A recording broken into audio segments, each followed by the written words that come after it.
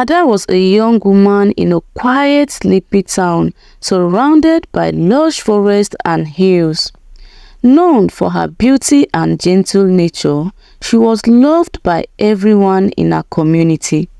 She had always dreamed of finding true love, building a family, and living a peaceful life. One rainy evening, as the sky cracked with thunder and the streets glistened with raindrops, she met Emeka.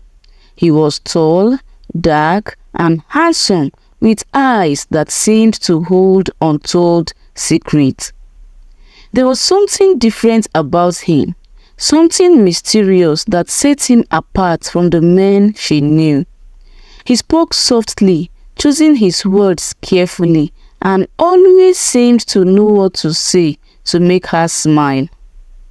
Emeka seemed like a dream come true, the perfect man who had walked straight out of her fantasies. He was kind, attentive, and showered her with love and affection.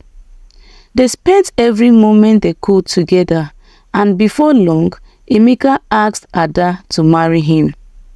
She said yes without hesitation, overjoyed to have found her soulmate. Their wedding was simple but beautiful ceremony attended by family and close friends. Ada wore a white dress that fluttered in the breeze, while Emeka looked striking in his traditional attire. They exchanged vows under the setting sun, promising to love each other forever. However, even on their wedding day, Ada noticed the first hint of something odd about Emeka. As they celebrated, Emeka never touched the wine or food offered to him. He only drank water and never more than a single cup. When Ada jokingly asked why, Emeka brushed it off with a smile, saying, "I prefer to keep my mind clear." Ada laughed it off, thinking it was just another charming quirk of the man she loved. For 5 years, they lived what seemed like the perfect life. Emeka worked hard and provided for Ada, who kept their home warm and welcoming. Yet, the strange habit Ada had first noticed on their wedding day became more apparent as time went on. Emeka always made sure he was home before sunset, no matter where he was or what he was doing. If they were out and the sky began to darken, Emeka would suddenly become anxious and insist they leave immediately. At first, Ada found it sweet that he wanted to be home with her, but soon it felt like they were running from something only he could see. There were other oddities too. Emeka never spoke about his family or past, dodging questions with vague answers. He never let Ada cook anything outside the house and would often sit in the dark, staring into space as if lost in another world. There were times when she would wake up in the middle of the night and find him standing by the window, looking out into the night with a faraway look in his eyes. When she asked what he was doing, he would only say, "I was just thinking," and return to bed without another word. In a distant state, far away from Ada's town, lived Nneka. She was Emeka's second wife, though neither woman knew the other existed. Nneka too was captivated by Emeka's charm and had fallen deeply in love with him. She was unaware that she shared her husband with another woman. Emeka divided his time between the two wives, weaving a web of deception with skillful ease. To Nneka, Emeka was the ideal husband, loving, caring, and dedicated to their 3 children. But like Ada, Nneka noticed strange things about Emeka. He was overly secretive, never drank more than a single cup of water, and had a habit of rushing home before dark. There were days when he would vanish for hours, only to return with no explanation. The two women lived in blissful ignorance of each other's existence, both under the spell of the same mysterious man. But the oddities piled up, gnawing at their minds like termites in wood. Ada, feeling uneasy, began to sense a cold presence in her home. It was subtle at first, a chill in the air, shadows that seemed to move on their own, and soft whispers that echoed in the silence of the night. She brushed it off as her imagination, but the feeling grew stronger each day. Emeka's absence of a past became a looming shadow, and Ada's curiosity turned into an obsession. Meanwhile, Nneka also noticed a change in her home.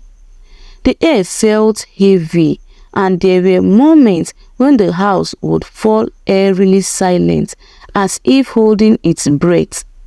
The children sometimes spoke of seeing their father in places he couldn't possibly be, like outside their bedroom windows or at the market when he was supposed to be at work. Nneka dismissed their stories as childish fantasies, but the feeling that something was terribly wrong never left her. One fateful day, Emeka's old friend, Chinedu, saw him at a bustling market. Chinedu hadn't seen Emeka in years and was thrilled to spot him among the crowd. But as he approached, a chill ran down his spine.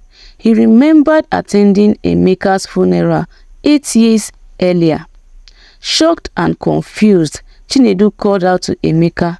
Emeka turned his eyes, meeting Chinedu's for a brief moment. Chinedu's blood ran cold. Emeka's gaze was distant, almost hollow, and without a word, he turned and disappeared into the crowd, leaving Chinedu frozen in place. Chinedu couldn't shake the feeling of dread that clung to him. He had seen a ghost, and he knew it. He rushed to contact Ada, the woman he knew had married Emeka after his supposed death. Ada listened to Chinedu's frantic words, her heart pounding as she struggled to comprehend. Her perfect world began to crumble as Chinedu described the man he had seen, the man who had died 8 years ago. Determined to find answers, Ada decided to visit Emeka's village, hoping to learn more about the man she had called her husband for 5 years. She confided in her closest friend, who urged her to go. Meanwhile, Nneka, driven by her own suspicions, decided to do the same. Both women embarked on a journey that would lead them to a truth more horrifying than they could have ever imagined. Upon arriving at Emeka's village, they were met weary stares from the villagers. The women were directed to the home of the village elder, a wise man who had seen many strange things in his time. Ada and Nneka stood before him, strangers to each other, yet bound by the same quest. The elder listened patiently as they recounted their stories, his expression growing more grave with each word. When they finished, he took a deep breath and told them the truth. Emeka had died 8 years ago in a tragic accident. The village had mourned his death, and he had been buried in the local cemetery. The elder led them to Emeka's grave, the earth cold and unyielding beneath their feet. Ada's leg felt weak as she stared at the headstone, her mind racing with memories of her life with Emeka. Nneka clutched her children close, her heart pounding in her chest.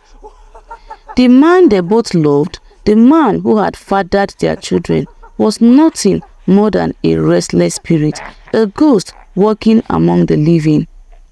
As they stood there, the wind picked up, swirling around them as if whispering secrets from beyond the grave. The sun dipped below the horizon, casting long shadows that seemed to reach out like ghostly hands. Ada turned to Nneka, their eyes meeting for the first time. In that moment, they understood everything. The lies, the secrets, the shared love of a man who did not belong to this world.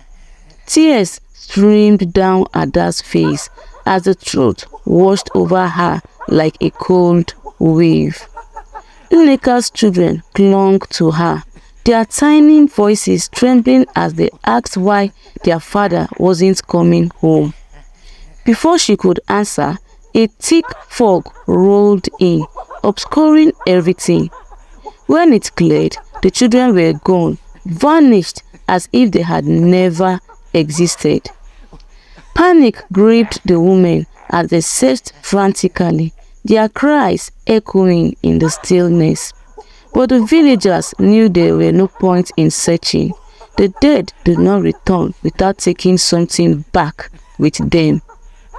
Ada and Nneka, shattered and heartbroken, were left with nothing but the memory of a love that was never meant to be. They returned to their homes, haunted by their emptiness Emeka and their children had left behind. Ada tried to piece her life back together, but her home felt like a tomb, filled with memories that wouldn't let her go. She would lie awake at night, feeling Emeka's presence in the room, a cold spot on the bed where he used to sleep. Sometimes she would hear the faint sound of footsteps or the soft creak of a door opening on its own. She knew it was him watching her from the shadows, unable to move on. Nneka, on the other hand, fell into despair. She would sit in her children's empty rooms, clutching their toys and weeping until her throat was raw. The house, once filled with laughter and light, was now a place of sorrow and silence. She would see glimpses of her children in mirrors or hear their voices calling out to her in the dead of night. The weight of the truth pressed down on her, suffocating her every day. The story of Ada and Nneka and their ghostly husband became a legend in their towns, a cautionary tale of love, loss, and the thin veil that separates the living from the dead. People spoke of Emeka as a man caught between worlds, unable to let go of the life he once had. The village elder would often warn those who listened that the spirits of the dead sometimes return, seeking closure or redemption, but they always take something with them when they leave. Ada and Nneka, bound by their shared tragedy, met in secret from time to time. They will visit Emeka's grave together, leaving flowers and lighting candles in hopes of finding some semblance of peace. They never spoke much, for there were no words that could truly capture the depth of their pain. Instead, they sat in silence, listening to the wind rustling through the trees, carrying it to the whispers of the past. As time passed, Ada and Nneka learned to live with the haunting memories of their ghostly marriages. They tried to move forward, but the shadows of their past lingered, a constant reminder of a love that was as beautiful as it was cursed. The nights were the hardest, filled with dreams of children's laughter and the warm touch of a man who no longer exists.